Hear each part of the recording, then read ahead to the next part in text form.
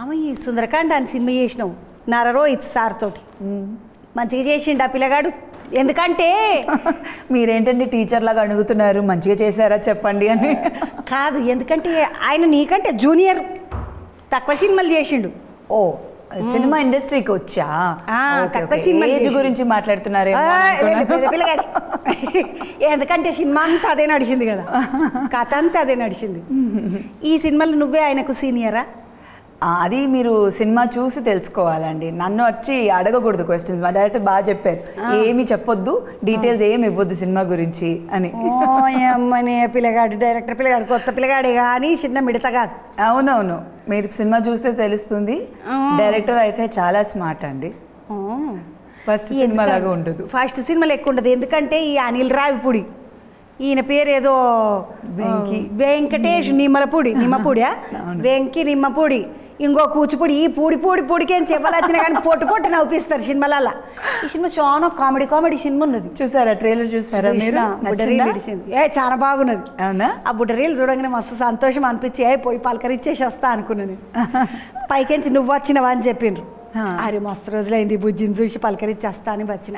అమ్మ ఈ సినిమాలో నీ పాత్ర ఇద్దరు హీరోయిన్లలో ఒక పాత్రనా? బాగానే మంది హీరోయిన్లు కనబడ్డారు. ఆయనకు 5 క్వాలిటీలు కావాలంటున్నాడు కదా సినిమాలో. నాకు 5 క్వాలిటీలు ఉన్న అమ్మాయి కావాలన్నాడు. నువ్వు కనబడ్డావు, అభివృద్ధి కనబడ్డది. ఆమె ఉంటుంది కదా వాసుకమ్మ కనబడ్డది, మా సునాయన కనబడ్డది. ఇంకొకరు ఎవరన్నా ఉంటారు. ఈ 5 మందిని హీరోయిన్లను పెట్టుకొని ఈయన వేయలేదు కదా రామచంద్ర. 5 మంది హీరోయిన్ అంత లేదండి, అంత ఇది కాదు. బట్ అవును, క్యారెక్టర్స్ చాలా క్యారెక్టర్స్ ఉన్నారు. ఇన్ఫ్యాక్ట్ ఈ సినిమాకి వచ్చి ఫీమేల్ క్యారెక్టర్స్ చేసిన ఒక్కొక్కరికి మంచి క్యారెక్టర్, అందరికీ స్ట్రాంగ్ క్యారెక్టర్స్ అని చెప్పొచ్చు. సో డైరెక్టర్ అట్లా డిజైన్ చేశారు ఒక్కొక్క క్యారెక్టర్ని. ఈ 5 క్వాలిటీస్ అనేది డెఫినెట్గా ఇంట్రెస్టింగ్గా ఉంటుంది సినిమాలో. ఆ పాయింట్ అయితే చాలా ఇంట్రెస్టింగ్గా ఉంటుంది. ఇప్పుడు సినిమా సుందరకాండ అంటే మాకేం తెలుసా అంటే, హనుమంతుడు సీతమ్మ వారికి ఉంగరం తీసుకుపోయి ఇచ్చే ఘట్టం ఉంటుంది కదా రామాయణంలో సీతమ్మ లంకలు ఉంటుంది. రావణాసుడు ఎత్తుకపోయినాక ఉంగరం తీసుకుపోయి సీతమ్మకు చూపిస్తాడు, ఇది రామచంద్రుడు ఇచ్చిండు అమ్మ అంటే, ఆ అమ్మ ఉంగరం చూసి గుర్తుపడుతుంది, ఇది మా ఆయనదే అనుకుని ఆమె ఒకటి తీసి ఇస్తుంది. అది తీసుకొని మళ్ళీ వస్తాడు. అది సుందరకాండ ఘట్టం. ఈ సినిమాలో ఎవరు ఏం పట్టుకొస్తారు, ఏం కథ, అసలు సుందరకాండ అని పేరు ఎందుకు పెట్టినరా అని అడుగుదామంటే అనుకున్నా. సుందరకాండ టైటిల్ అంటేనే చాలా పాజిటివ్గా ఉంది. అంటే మనకి ఆల్రెడీ ఇప్పుడు దీని ముందు వచ్చిన సినిమాలు అయితే పెద్ద హిట్ సినిమాలు, ఆ సినిమాకి ఈ సినిమాకి లింక్ ఏం లేదు కానీ, బట్ అయినా టైటిల్ వింటేనే ఒక పాజిటివిటీ ఉంది కదా. సో డెఫినెట్గా సినిమా కూడా అట్లానే పాజిటివ్గా ఉంటుంది. థియేటర్ నుంచి బయటికి వచ్చినప్పుడు ఒక స్మైల్తో వస్తారు.